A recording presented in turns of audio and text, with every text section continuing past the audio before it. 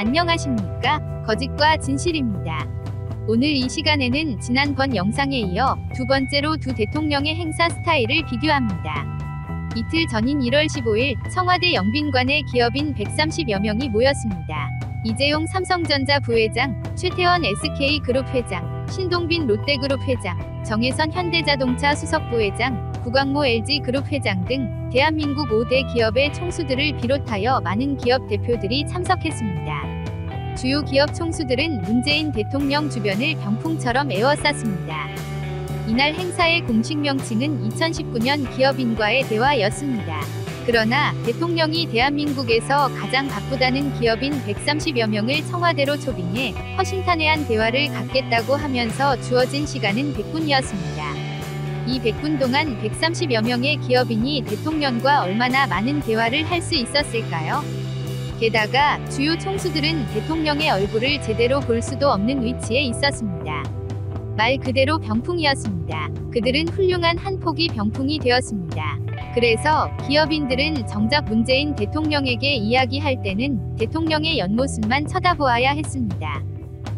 이날 행사는 문재인 대통령을 주인공으로 만드는 화면을 국민들에게 보여주기 위한 하나의 방편이었습니다. 정작 대통령 앞에는 윤을 맞추고 대화를 해야 할 기업인은 없었습니다. 그 대신 촬영하기 좋게 디스플레이와 카메라들만 잔뜩 있었습니다. 시청자 여러분들도 아시겠지만 지난 1월 7일에 있었던 문재인 대통령과 중소벤처기업인과의 대화 행사 장면도 그랬습니다. 그때에도 대통령 앞쪽엔 중소벤처기업의 제품을 디스플레이 해놨습니다.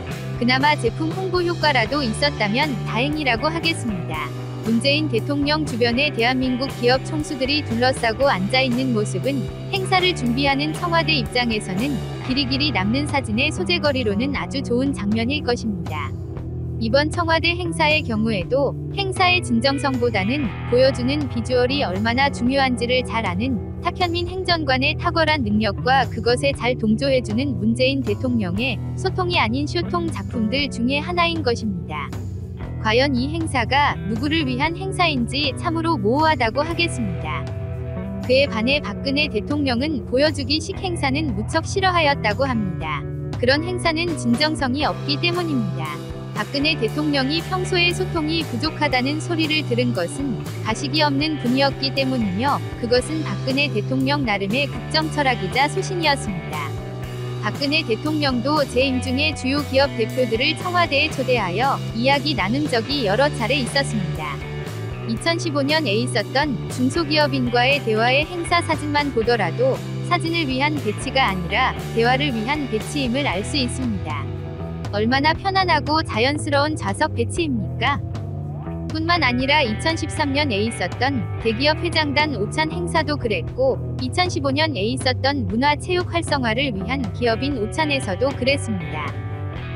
자연스럽고 화기애애하다는 느낌이 오지 않습니까? 바로 이것이 진정한 소통인 것입니다. 내용과 규모에 따라 행사의 형식은 다를 수 있지만 박근혜 대통령은 보여주기 식쇼를 위해 행사 주인공들을 병풍으로 세우는 일은 없었습니다. 박근혜 대통령이 품격 있는 지도자였기에 소통의 방법이 조금은 딱딱해 보일 수는 있었지만 격식 속에서 모두를 배려했고 무엇이 중요한지를 잃지 않았습니다. 이것이야말로 사진을 남기기보다는 행사의 의미를 중요시했던 박근혜 대통령의 스타일이었습니다. 우리는 그런 대통령을 원하고 있습니다. 감사합니다.